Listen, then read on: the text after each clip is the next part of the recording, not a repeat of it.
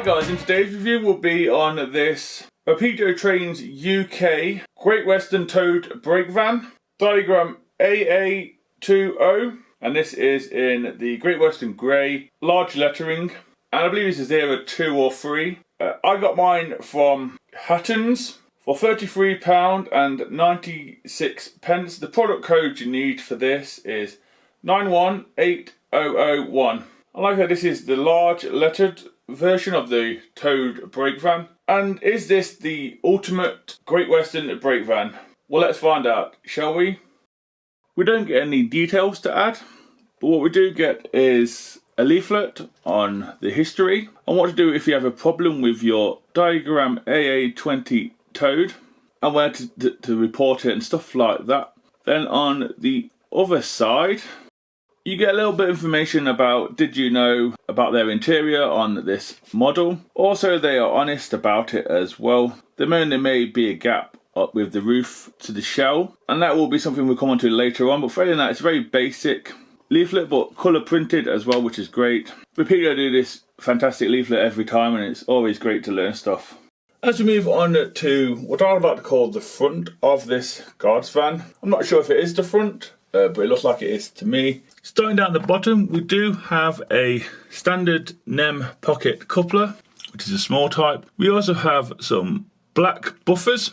They're not sprung, but they're black, they're there. We have a grey buffer beam and housing. We also have a hook as well. There's no chain links or anything like that to add in a detail bag. I think there's a few rivets on there as well. As we move up, we have 3 panels, which I think have been welded on or riveted on. In the centre you can see the riveting. Also in the centre you also can see the lamp iron as well. As we move up to the veranda, as I want to call it, we do have some supports for the roof. If you look closely inside, you can see it has been painted. It's got the handle and the wood flooring and all that good stuff. Then at the top we have the roof.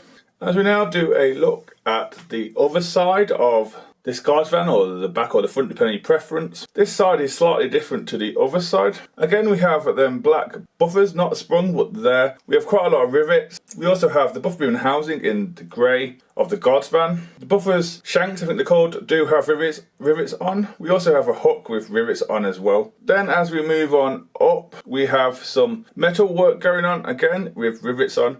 We also have 2 metal support beams going on as well. Then you go look up a little bit higher, you have a wood effect going on. This is where the open veranda would be. So we have a wood going on. We also have 2 windows to look at, and then in the centre we have, which looks like it used to be a window, that has wood effect going on. And then again we have the roof at the back as well.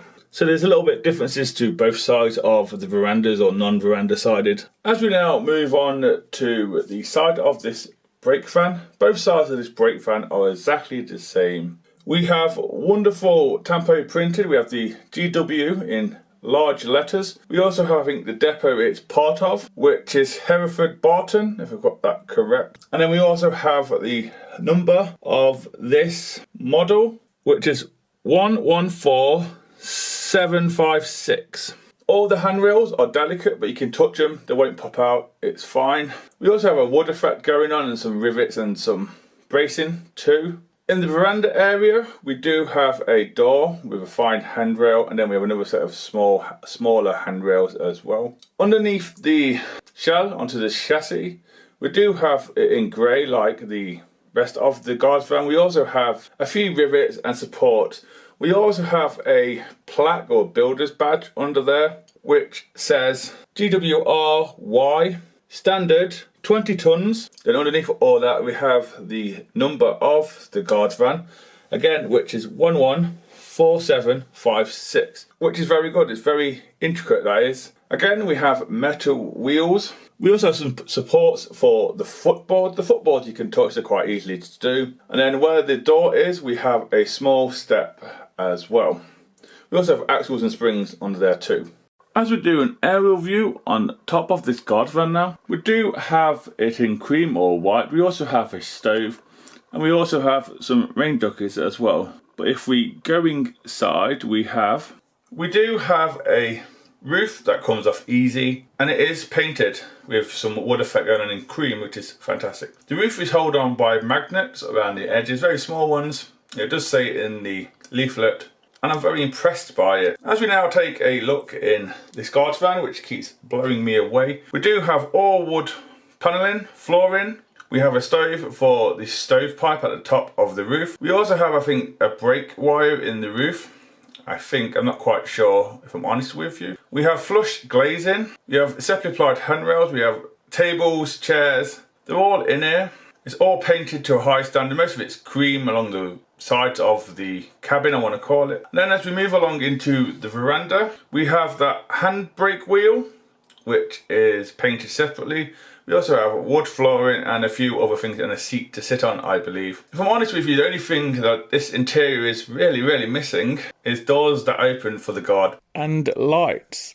And finally, as we do an underneath look at this quite a fantastic model, if I'm honest with you, we do have bearings in the wheels. It's been pretty fast. Hopefully now there should be a video coming up of it spinning around. Very smooth, very free rolling. Yeah, impressed.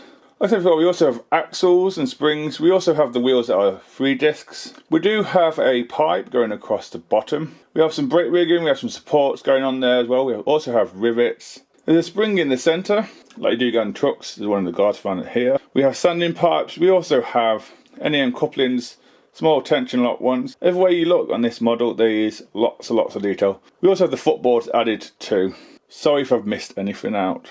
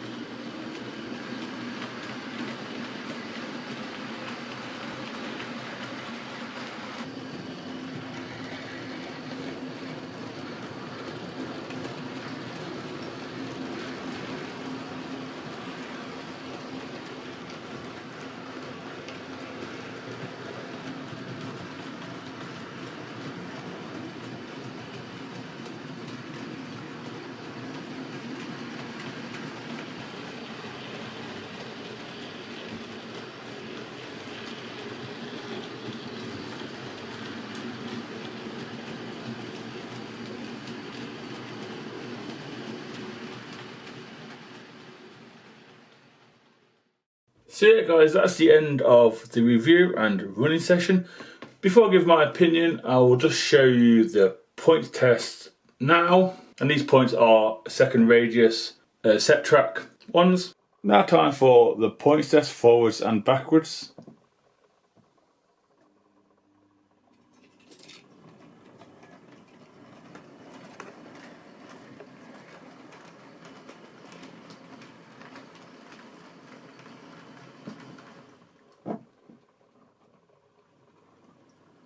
Slowly does it, then flip it back.